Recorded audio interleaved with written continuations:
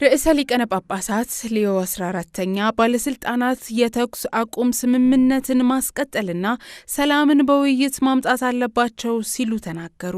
ርዕሰ ሊቃነ ጳጳሳት ሌዮ 14ኛ በካስቴል ጋንዶልፎ ለሚገኙ ጋዜጠኞች አጭር መግለጫ የሰጡ ሲሆን በጦር መሳሪያ ሳይሆን ለሰላም እንስራ የሚል የሰላም ጥሪ አድሰዋል።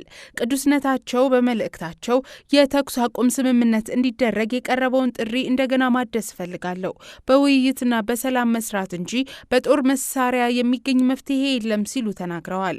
ጥላቻ እየጨመረ ነው፣ አመጽም እየባሰ ይገኛል ያሉት ርዕሰ ሊቃነ ጳጳሳቱ ለሰላም መጸለይ እንፈልጋለን፣ ነገር ግን ሁሉም ባለስልጣናት ችግሮችን ለመፍታት በውይይት እንዲሰሩ አጥብቄ እጠይቃለሁ ሲሉ በአጽንኦት ተናግረዋል። ርዕሰ ሊቃነ ጳጳሳት ሌዮ 14ኛ በእነዚህ ግጭቶች ሰለባ የሆኑ ብዙ መከላከያ የሌላቸው ሰዎች ስቃይ ሲደርስባቸው ዝም ማለት አንችልም በማለት ተናግረው እየተካሄደ ያለው ጦርነት እንዲቆም አሳስበው ሁሉም ሰው ባለበት ቦታ ሁሉ ወደ እግዚአብሔር መጸለይ እንደሚገባው ተናግረዋል።